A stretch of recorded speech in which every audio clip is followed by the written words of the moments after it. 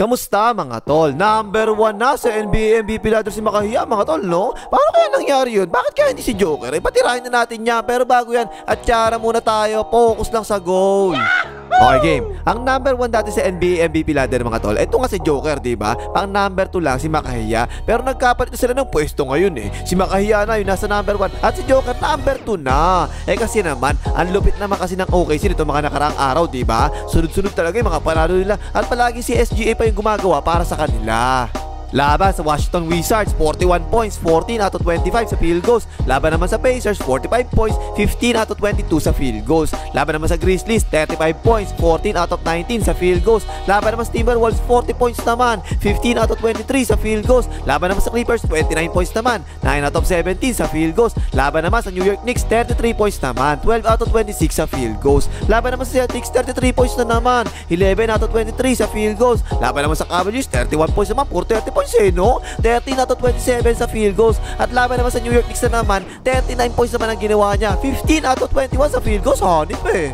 At itong huling laro nila laban sa Wizards mga tol, eto lang talaga yung mababa yung field goal percentage niya. Pero panalo pa rin naman sila. 27 points pa rin naman siya rito, 5 out of 17 lang sa field goals. At kapag tinignan natin yung laban sa Knicks, eto tingnan mo kung saan 39 points yung ginawa niya, diba? Etong atake niya na to sa pick and roll mga tol, tapos bigla siya mapulap na ganyan. Napaka-unstoppable talaga, hindi mapipigilan eh. Oh, patay ka dyan.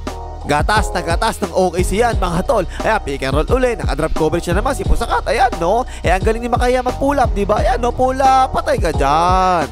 O kaya pa isa, drop coverage na naman si Pusakat. Habol ngayon ng depensa, walang magawa talaga. Ang galing ni Makahiya sa ganyang pull up eh no, patay na naman.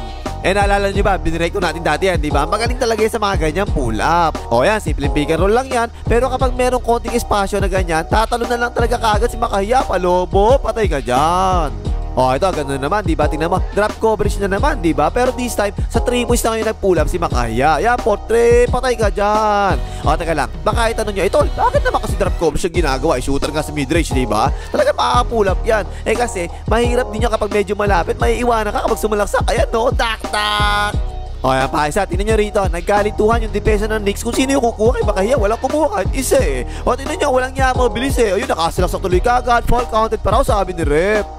At yan mga to, tingnan nyo mabuti ha. Siya yung nagpo-point guard, diba? Yan yung main reason kung bakit tinrain nila si Josh Mancanorgidi. Kasi pwede naman si Makahiya talaga yung mag-point guard eh. Ayan, iwan yung anak ni Lebron, tapos ginulangan pa nga, tapos biglang ma-floater, hanip ka na tol. Yan yung mabigat talaga kay Makahiya mga tol eh, no? Kasi magaling na yung kamay niya sa midrange, diba? Tapos meron pa siyang biglang ma-floater na ganyan. Ang hirap talaga mabuta tayo ng ganyan eh. Patay na naman.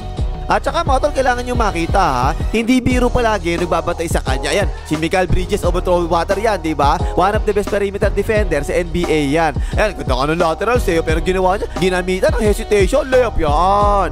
Kondisyon na kondisyon si Makahiya this season mga tol. O yan pa, sa fast break, tingnan nyo ang galaw, oh, parang ang dali-dali talaga eh, no? Kaliwa pa, wakali. Ayun, 39 points yung ginawa niya rito ha, 3 quarter lang naglaro. Hindi na nga naglaro ng 4th quarter, tambakol lang kasi yung Knicks eh. Hoy, like mo, ano na? Kapag hindi pinapaalala, hindi talaga maglalag. Ang tigas na mukha mo eh, no? Maglag ka na!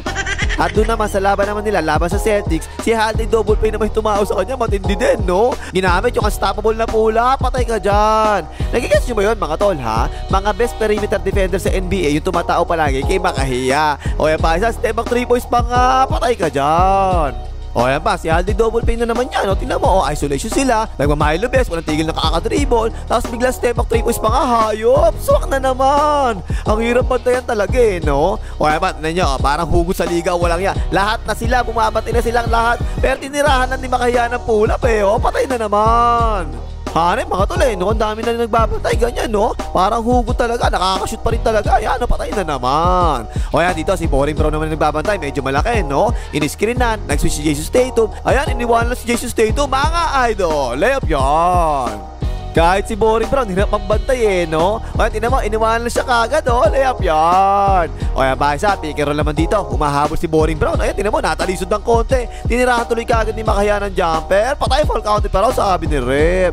So yun mga tol, no? Ibang klase rin kasi talaga yung ginagawang scoring ni Makahiya ngayon eh. Pangalawa siya sa scoring ngayon sa buong NBA ha, 31.4 points per game. Pero ang taas kasi talaga ng field goal percentage niya eh. 52.2% yung field goal percentage niya. Considering na perimeter kayo ito mga tol, sa labas naglalaro to eh. Sa NBA kasi, yung mga 50% pataas, yung mga field goals, kadalasan, mga malalaking players yung mga yun eh. Kadalasan sa loob titira yung mga yun eh. Ito sa labas kadalasan to eh. For example, ito, si Tyrese Viva Maxey, 42% lang yan sa field goals ha. Si Anthony Edwards, si Langgam, 44% lang yan sa field goals. Kahit nga si Jesus Tatum, mga tol, medyo malaki na yan, diba? 46.2% lang yan sa field goals. Si Makaya, 52.2%, napakataas eh, no? Mataas talaga yan. Pero ano sa tingin nyo, mga tol? Dapat ba talaga maging number 1 sa MVP ladder si Makaya dahil puro panalo ngayon ng OKC? Si Joker kasi, tingnan mo, average si Joker ha. 31.2 points, 13.2 rebounds, at 9.8 assists per game. Almost triple-double yung average eh. At pang-apat naman sa standing ang Nuggets ngayon. So, hindi naman masama yung standing nila.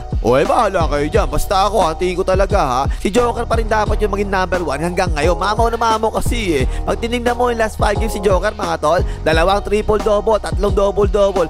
Paano yung 3? Hindi siya nag-triple-double. Kasi naman, 9 assists o kaya 9 rebounds yung mga yun eh. Almost triple-double na rin eh, no? Huwag naman sana madaya na naman si Joker sa MVP. Nadaya na yan last time eh. Ano pakimagas, maglagay, mahita rin makahiya.